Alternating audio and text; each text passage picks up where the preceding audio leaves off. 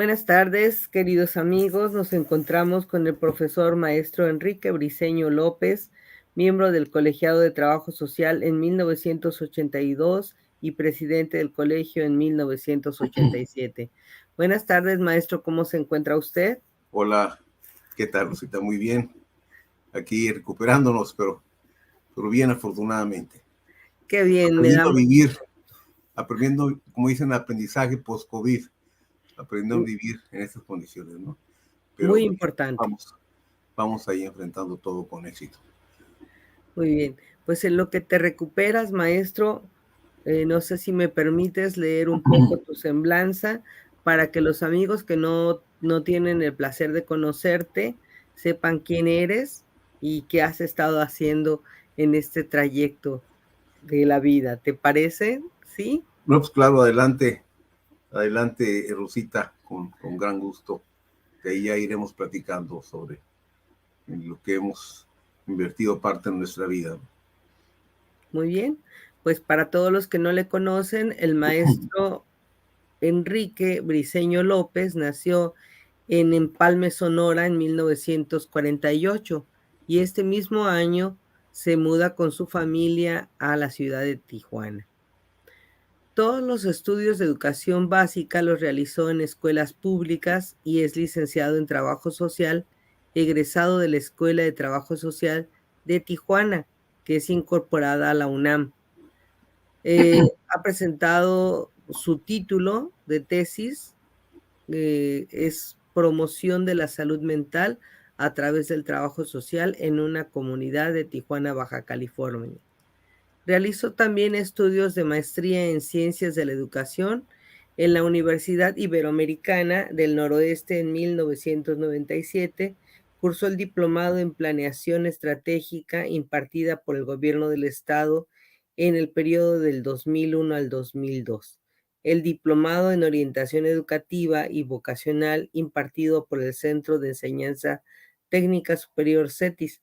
Bueno, el maestro tiene muchísimas, especializaciones, pero déjenme comentarles que desde su época estudiantil ha sido una persona sobresaliente en el ámbito de que siempre se ha distinguido como un buen líder, ya que fue presidente de la Sociedad de Alumnos en la Escuela Técnica Industrial Comercial número 24 en el periodo del 62 al 63 y fue fundador de la Comunidad Comunista Mexicana en Tijuana en 1962.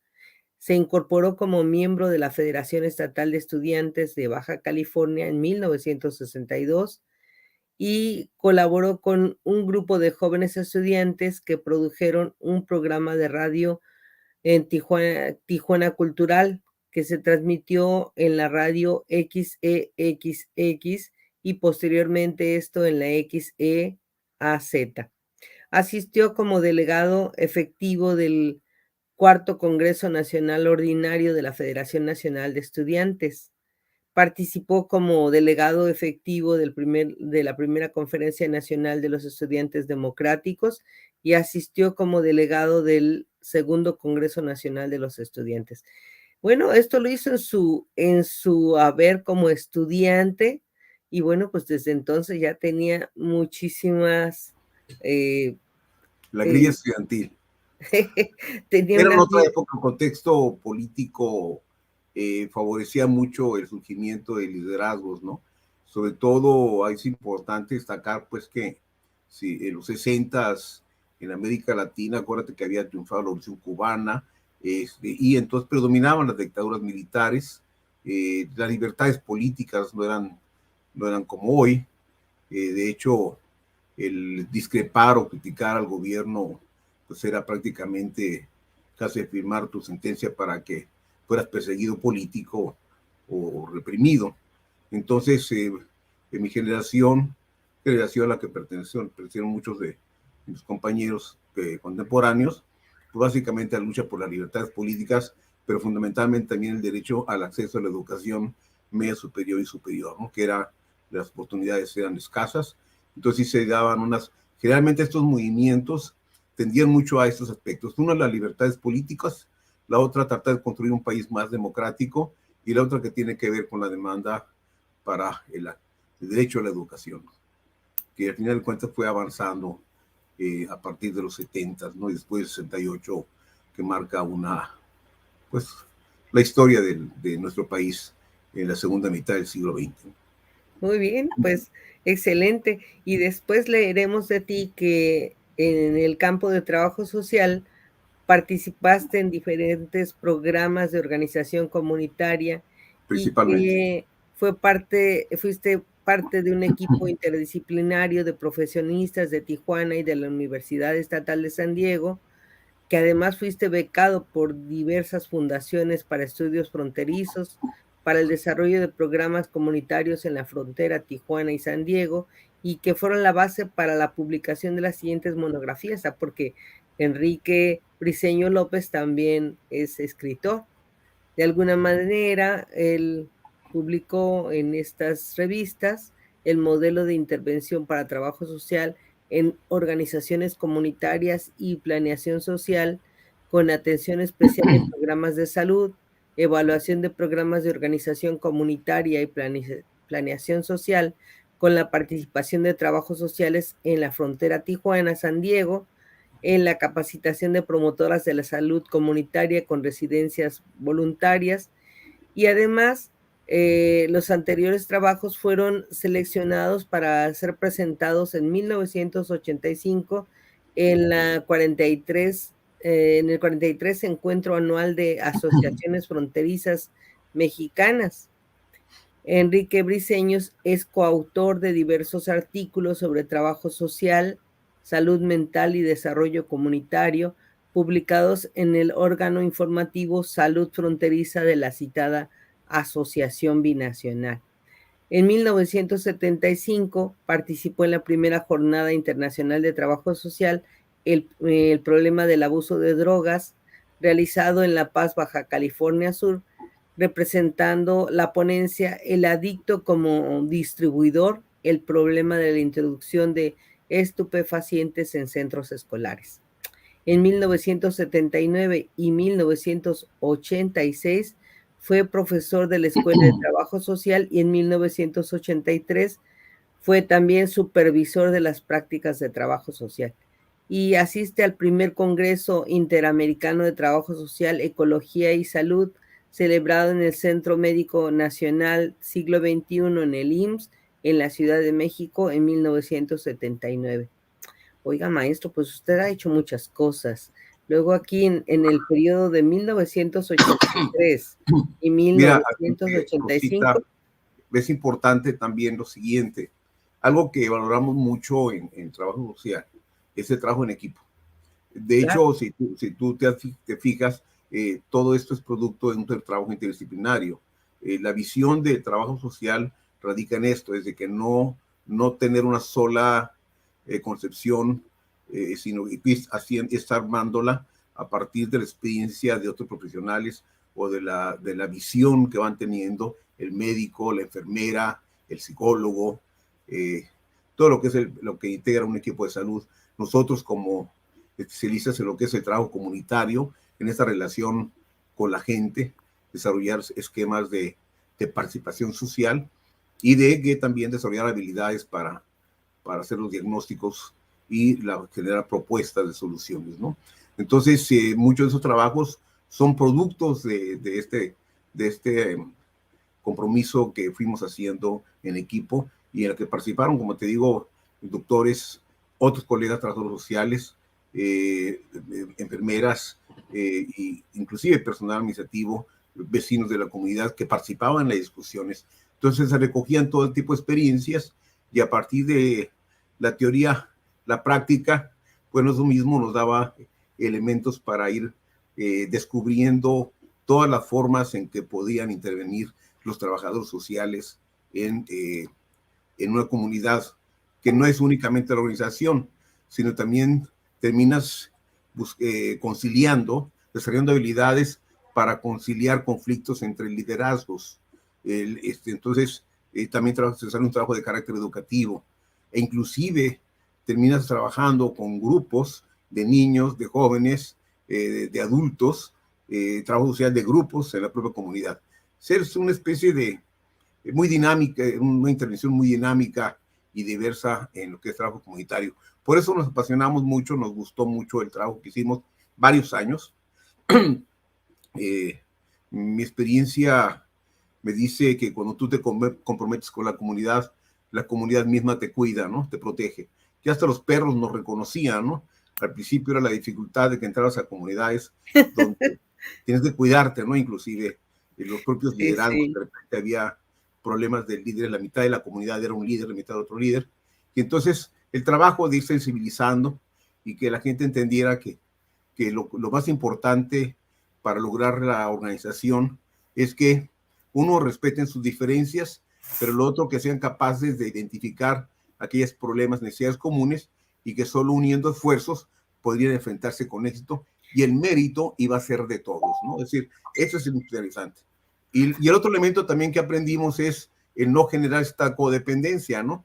Ni del trabajador social con la comunidad, que a rato no quiera dejarla, ni la comunidad con el trabajador social, ¿no? Sino que hay un momento de maduración en la que ya se queden los esquemas de organización de la propia comunidad.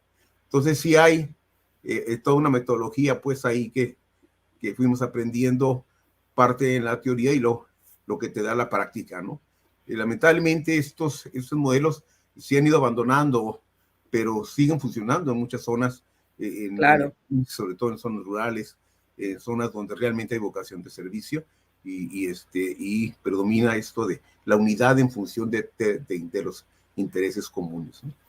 No, no, maestro, a ti realmente para mí es un honor el poder conversar contigo, escucharte, me deja así como enmudecida de alguna manera, porque es mucho lo que se aprende nada más conversando contigo, escuchándote. Entonces, muchas gracias que hayas designado este tiempo para platicarnos un poco. Y yo me imagino que tiene que ver con esto que tú estás planteando, esta necesidad de unirnos, de unir esfuerzos para cambiar algunos paradigmas en la sociedad que tú y otros colegas empezaron a notar esta necesidad para crear lo que llamaremos el inicio del colegiado de trabajo social. Sí. Mira, Voy y sí, no, adelante. Sí, para acompañarnos voy a poner aquí en la pantalla unas imágenes que tienen que ver con algo que tú justamente me enviaste, ¿te parece? Sí, claro, adelante. Ok, pues Por aquí día está. para cerrar más adelante otros documentos más que queremos hacer, haremos llegar. Muy bien. Básicamente como archivo, como parte de la memoria, yo creo que de alguna manera el, entrar un poquito a la historia y revisar qué opinaban, qué se hacía, cómo se vivía en el pasado, qué problemas se enfrentaban, si esto ha cambiado mucho o no ha cambiado, ¿no? Entonces, si te fijas, Aquí está la ahí primera. está.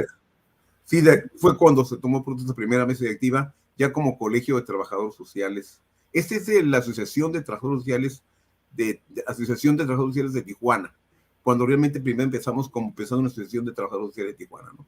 Más adelante, esta la presidió en un principio Waldo López, y al año siguiente yo, pero aquí lo interesante es de que eran los inicios.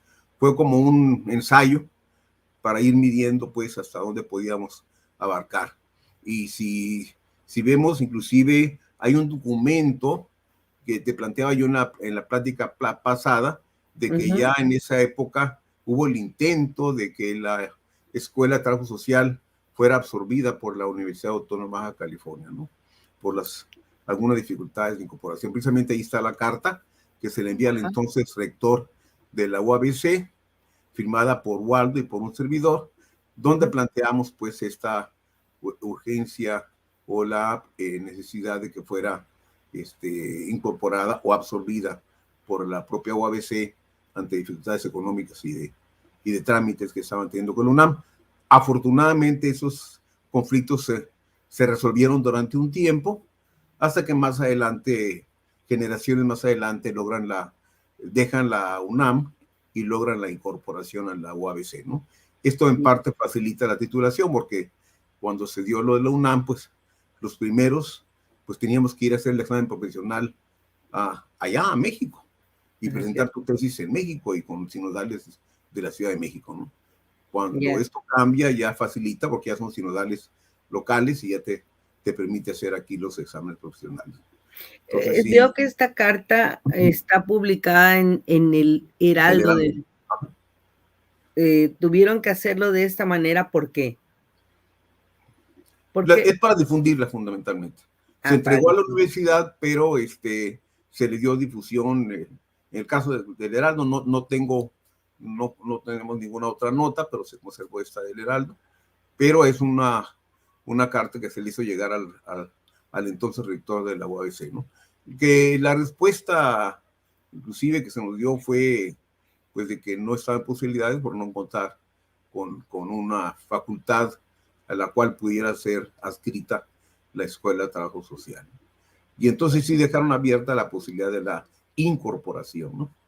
Pero porque no existía humanidades. No existía humanidades, ¿no? Existía como, creo que empezaron con facultad o la escuela de filosofía y literatura. Historia. Ajá. Después fue literatura hispanoamericana. Así es. Aquí ya es cuando, años después, se constituye el Colegio de Trabajadores de Baja California. Esto ya es producto de una relación que empezamos a tener con colegas que inclusive estudiaron en otra parte de la República Mexicana, y que ya nuestra relación con gente de Mexicali, de Ensenada, entonces ya compartíamos mucho más este encuentro con otros colegas, y eso nos impulsó a formar este colegio, ya como colegio de Trabajadores Sociales de Baja California. 1987, dice la nota. Así es. Sí, yo lo presidí del 87 al 88. Posteriormente, si mal no recuerdo, consiguió Tony. Y bueno, ahí ya siguieron otros compañeros destacados en la dirección de la presidencia del colegio, en la que pues igual buscábamos ocupar espacios en los medios de comunicación para ir divulgando la trascendencia o la importancia que tenía la profesión de trabajo social en la atención de la problemática social de nuestra ciudad, ¿no? Entonces aquí eso era nuestra tarea fundamental, esta divulgación y entrar en contacto con las diferentes instituciones públicas, con las diferentes entidades gubernamentales. Entonces algo fundamental en nuestra formación aquí, si leyéramos las notas, vamos a encontrar que aquí era fundamentalmente introducirse al servicio público, porque el gran reto sigue siendo en este país de que las instituciones públicas sean realmente, que estén realmente al servicio de la población. Es decir, una cosa es ser un burócrata y otra cosa es ser un servidor público. El servidor público en el sentido de tener absoluta claridad que cuando uno está en esas dependencias, todos los recursos económicos, técnicos, profesionales, materiales, deben estar al servicio de la población. Así es. Debe haber absoluta transparencia y rendición de cuentas, ¿no?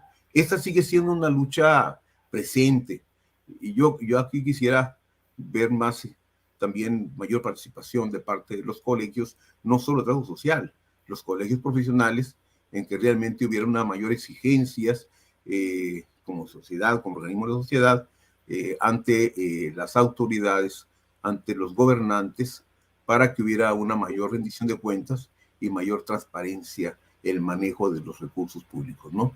Y sobre todo, hacer más eficiente las instituciones que deberían contribuir al bienestar de la sociedad. Totalmente de acuerdo. Sí, el educativo, de salud, etcétera.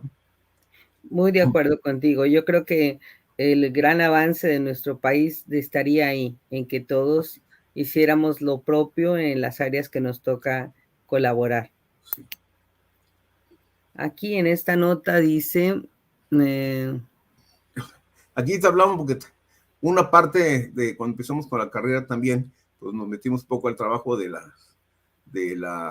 el doctor Rui Castañeda, cuando se crea el Centro de Orientación Juvenil y Salud Mental Comunitaria, que básicamente era, uno, la atención de problemas de adicciones, pero también trabajar la prevención a las adicciones, ¿no? Y bueno, también veíamos que deambulaba mucho en las calles personas con trastornos mentales, y entonces empiezan dentro de las participaciones que llegamos a tener con las diferentes mesas de salud pública, esas asociaciones, comisiones binacionales, la necesidad de ir impulsando un hospital psiquiátrico, que más adelante, ya con la participación de psiquiatras, se logró crear precisamente lo que fue el hospital psiquiátrico, ¿no?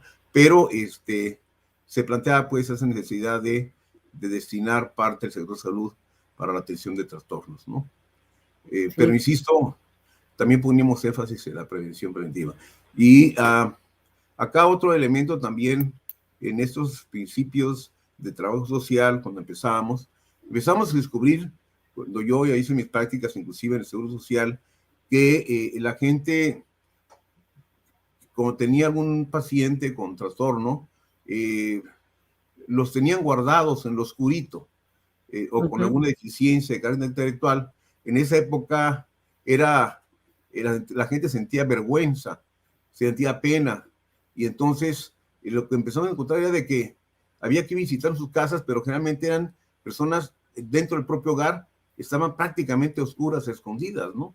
Y el trabajo era capacitar a la gente para que, uno, para que reconocieran que se trataba de un ser humano con los mismos derechos que cualquier otro en cualquier circunstancia, ¿no? Y que sí requería de una atención especializada, obviamente, y dentro de ello pues había que darse uno, la aceptación del familiar, y la otra es el aprender a manejar esos apoyos para su familiar, ¿no? Entonces, por eso se manejaba ese tema.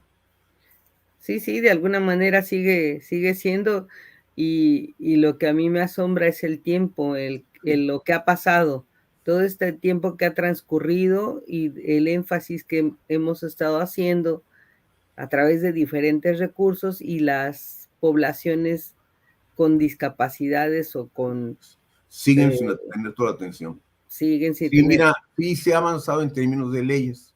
El problema es que no se cristalizan en hechos, en la realidad. La Sí es. atención a niños con alguna discapacidad, o como le llaman algunos, con capacidades diferentes, es de que la cobertura es muy limitada, ¿sí?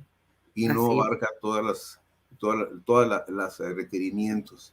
No existe un apoyo suficiente ni orientación a los padres de familia.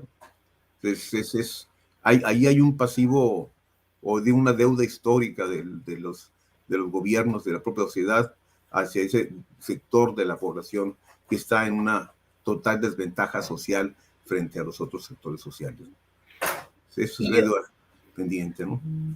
considero que basado en esto es que ustedes crean esto, lo que señala el pie de nota que dice que organizan el primer simposium Sí, claro. de trabajo social.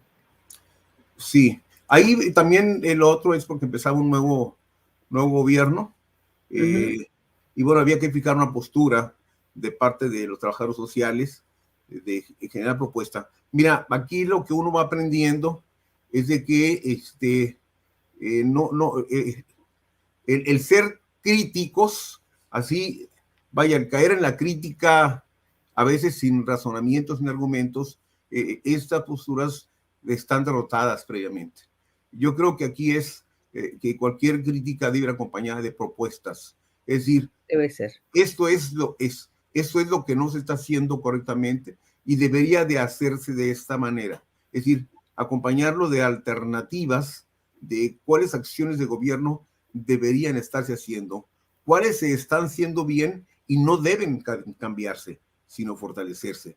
Porque pareciera que algo que aprendí, yo fui delegado del Secretario de Educación del Gobierno del Estado, un error grave que cuando hay cambios de gobierno es que se dan también cambios de puestos y se van perdiendo personas con mucha capacidad que ya conocen la parte operativa.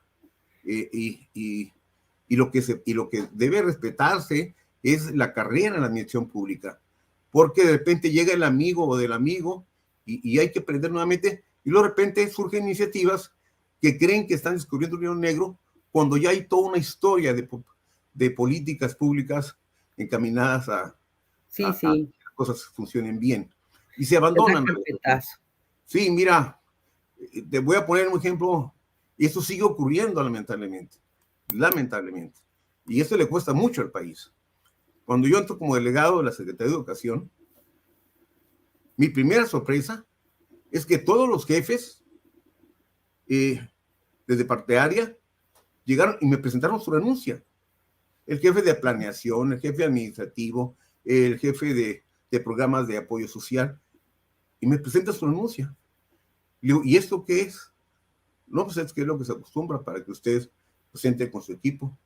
No, no, le digo, es que aquí yo no vengo a que entren mis amigos. Ustedes son los de la experiencia. Ustedes son los que ya traen 6 años, si no es que más, unos ya tenían más tiempo, en Ujú. esos aspectos. Denme la oportunidad de conocerlos.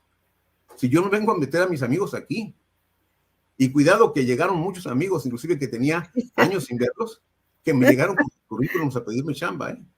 Pero se tiene que entender que cuando tienes ese tipo de posiciones, no es para que te lleves a tus amigos, sino que descubras primero el potencial que ya hay ahí, de gente que ha acumulado experiencia y que a veces injustamente no se le permite hacer carrera en las instituciones públicas. Y Es eso es una pérdida de recursos del país. Y sí, la es gente una no práctica funciona. normal.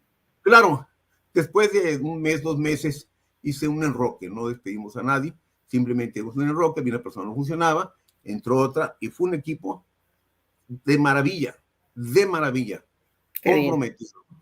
Entonces, tienes que poner el ejemplo en términos de la puntualidad en horario, la forma, que descubran la forma que atiende los problemas. A mí no me gustaba que tronaran los problemas o que los padres de familia fueran al Palacio de Gobierno. Algo que yo siempre decía a los inspectores o a mis compañeros, díganme antes de que truene el problema, no cuando yo trono. Es más fácil que nosotros vayamos a la comunidad a que se muevan 300 gentes al Palacio de Gobierno, ¿sí? Y Y hay funcionarios que les encanta que llegue la gente y aparecer como héroes de que resolvieron, cuando tenían que haberlo resuelto desde antes de que la sí, gente sí. se movilizara, ¿no? Y bueno, Pero es es un que problema de visión de lo que debe ser lo que debe ser el gobierno, ¿no? tal vez es porque es tu formación, eh, justo de trabajador social, en que vemos la necesidad de la prevención más que ya de la actuación. Sabemos que tenemos que prevenir para poder, enfrentar cualquier situación, Claro, cualquier riesgo, y sí. Y de acuerdo contigo también, muchas políticas que se van ejecutando bien, simplemente una nueva administración viene, les da carpetazo, se cierran y, pues, aquel beneficio, aquella situación que estaba favoreciendo a una comunidad deja de de funcionar. fluir, así es. Aquí en este pie de nota estoy viendo que dice delincuencia y alcoholismo, efecto de la migración, y lo dice el Colegio de Trabajadores Sociales. Bueno, es algo, a lo mejor establecimos ahí una relación indebida, no solo se debe en términos de migración, pero el problema del conflicto que representa la adaptación. Lo que pasa es que en esa época había mucha movilidad y generalmente en esas comunidades, cuando nosotros trabajamos ahí, te voy a poner ejemplo, cuando trabajamos en una comunidad cercana, uno de los cañones que anduvimos trabajando en el polígono de Paredes, empezamos con un censo al año, el 40%, el 50% de los que habíamos censado ya no estaban ahí, porque había mucho movimiento hacia Estados Unidos. Sin embargo, ellos les avisaban a otros, o el líder de ahí ya había metido a otros nuevos. Entonces había mucha movilidad y en esa inestabilidad pues se generaban algunos conflictos de alcoholismo. De hecho, en algunas comunidades, tanto el polígono Manuel Paredes como por acá hacia la Flores Magón, etcétera, llegamos a la Providencia. En esos años llegamos a atender la misma gente o le preguntábamos, ¿cuál es el problema que tienen aquí? Me decían, el alcoholismo. No, no hablaban de la drogadicción, ¿eh? Hablaban de alcoholismo en Sí, los 70, ¿no? Entonces ya lo que empezamos a trabajar también, inclusive, estas campañas con los alcohólicos anónimos que iban a dar charlas. Y era interesantísima la dinámica de las comunidades, ¿eh? Porque había mucha participación, sobre todo del sector femenino, y ya más adelante se fueron incorporando los hombres. Entonces, la problemática entonces era diferente. Hoy, lamentablemente, predomina más, sigue siendo el alcoholismo, pero también la han incorporado con drogas, y sobre todo aquellas que causan daños irreversibles, ¿no? En aquel entonces, la preocupación era una, que no, que no se incrementaran las adicciones, pero la otra era que no bajaran las edades. Es decir, estábamos hablando de que la población eh, que ya iniciaba en las adicciones empezaba a los 15, 14 años. Y decía, hay que trabajar mucho con las comunidades educativas, con las comunidades, con los grupos sociales, para sí, prevenir en los niños. Y hoy estás hablando ya de adicciones, de niños sicarios a los 11 años, 12 años, y ya hay niños que son sicarios, ya no solo adictos, son, becario, sí. los han cooptado por las mafias. Entonces, se han agudizado los problemas. Este mundo que vivimos no es un mundo el que queríamos los que estuvimos en esa generación y en esas actividades, ¿no? Por eso es que a veces sí nos sentimos así como que, ¿qué dejamos de hacer, no? Y todavía hay chamba por hacer. Sí, Cada hay quien en mucho sus trabajo. trincheras, pero sigue siendo importante la participación social, ¿no? Eh, y volver a recuperar esa fuerza social para poder generar cambios serios, sustantivos y permanentes, ¿no? Que no nos hagan retroceder a épocas muy duras. De hecho, aquí en las plantillas estoy viendo el programa del primer foro o simposium que tuvieron el Colegio de Trabajadores Sociales, un simposium que duró 3 días, me parece. Sí, sí, no había pura máquina de escribir, así de que no, cero computadoras, ¿no? Hasta estábamos ahí en los mimeógrafos, ¿no? Pues sí, aquí estoy Teníamos viendo los programas. este programa que abarcó 3 días y que fueron muy intensos, que empezó a las 8 de la mañana, casi 9, y terminaba más tarde. Y luego, pues, tienen una hoja de conclusiones.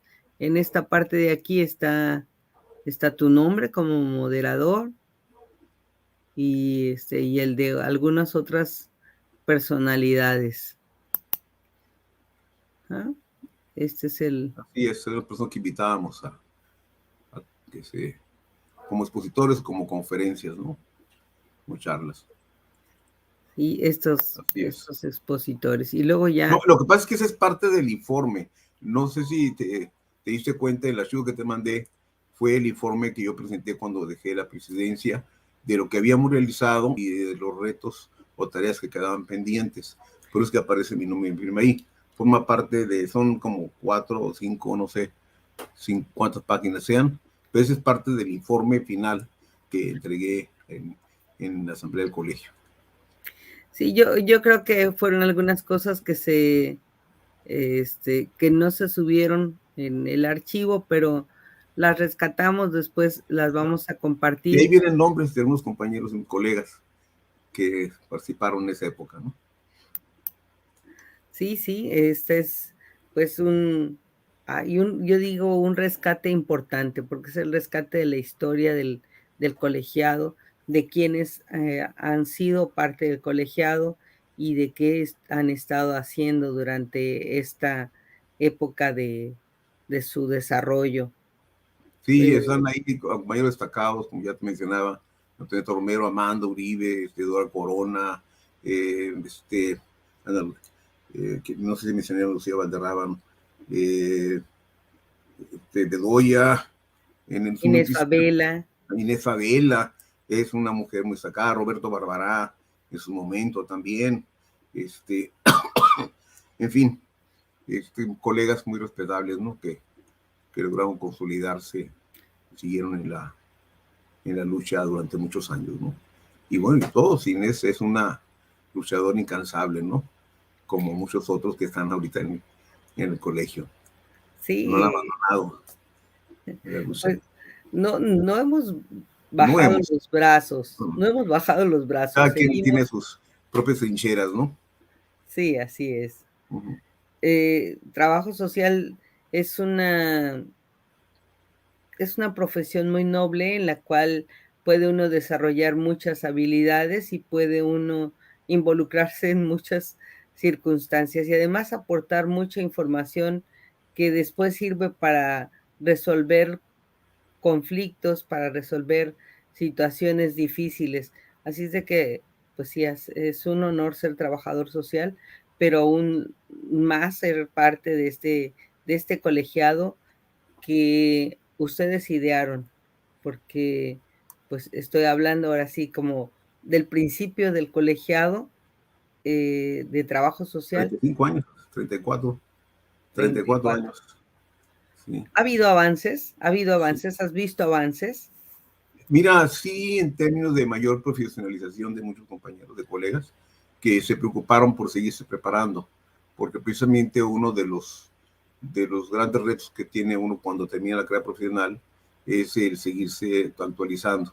La realidad social de este país, hay muchos aspectos que han cambiado, la forma de hacer política, la forma de administrar las instituciones públicas, sí han cambiado, pero hay principios sustantivos, principios básicos, ¿no? Que prevalecen y que siguen teniendo valor, como yo te lo decía, ¿no? Lamentablemente también,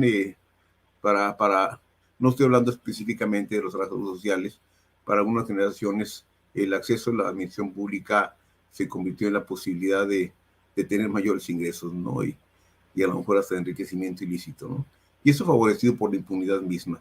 Sin embargo, pues también encuentro gente muy valiosa con una gran vocación de servicio. En la misión pública encuentras los dos elementos. Mucha gente con una gran vocación de servicio público, entregada, que da más allá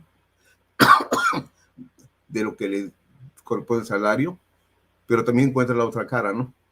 De gente que no tiene noción de lo que es ser servidor público, ¿no? Entonces, pero eso ya es competencia de la sociedad, el estar al pendiente de ello y estar exigiendo, ¿no?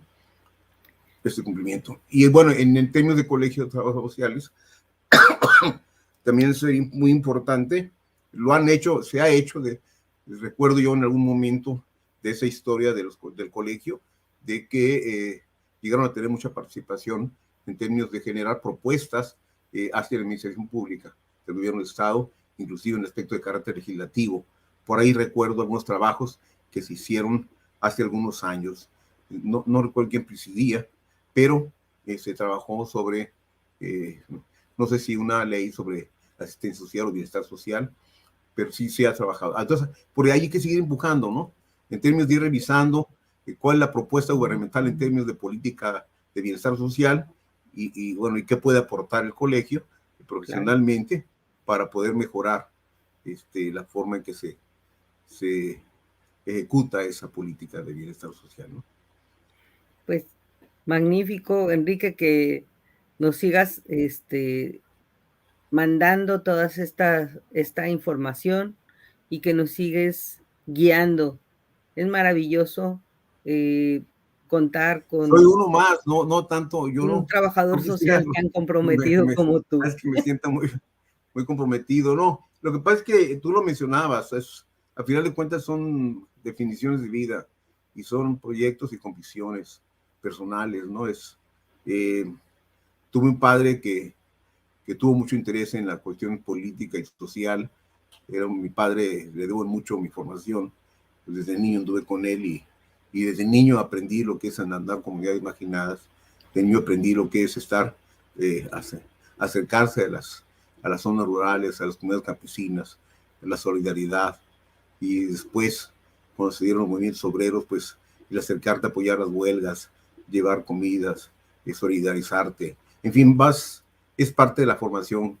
Y lo importante aquí es no olvidar que, que eres un ser humano en una sociedad y que en el caso nuestro, lo que tenemos esta formación, al final de cuentas, tienes dos alternativas. O te conviertes en parte de los problemas de la sociedad o te conviertes en parte de las alternativas de solución de los problemas de la sociedad. Entonces sí, tienes que definir tu vida en ese sentido.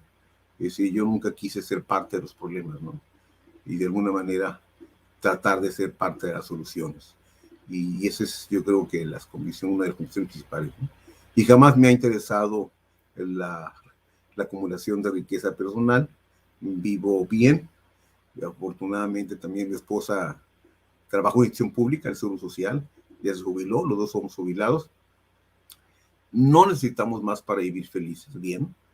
Realmente los bienes materiales resuelven algunas necesidades, pero no son la base de la felicidad, sino el que te sientas bien contigo mismo, en armonía interna, pero sobre todo el que en tu entorno, pues, tu familia, tus hijos, tus amigos, estén plenamente identificados con el valor que tiene la vida humana. Y eso es lo que te hace que no, que aunque estén las canas ahí, pero que no te envejezcas mentalmente, ¿no? Y que sigas siendo uno optimista a pesar de las circunstancias, a pesar de lo que ocurre en el mundo, en el país, etcétera, que sigue siendo uno optimista, ¿no? Decía Paulo Freire, lo último que puedes perder el ser humano es la esperanza. La espera, la esperanza, el saber que algo mejor puede ocurrir en el futuro. Aunque parezca a veces el panorama tan negro que uno pudiera desesperar. Pero la historia nos muestra que la humanidad tiene capacidad para transformar la realidad. Cuestión de tiempo, pero también cuestión de acciones concretas de los que forman esa parte de la sociedad.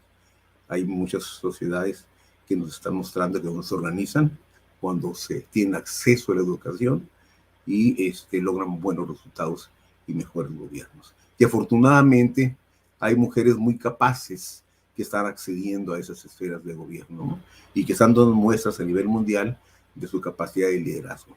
Es cuestión nada más de que se mantengan en esa línea y que la sociedad también se mantenga vigilando que no se aparten de esas líneas, hombres y mujeres. Hombre, Enrique, pues muchísimas gracias por tu tiempo nuevamente y gracias por estas aportaciones, esta charla que me enriquece personalmente y me felicito a mí misma por escucharla de primera mano.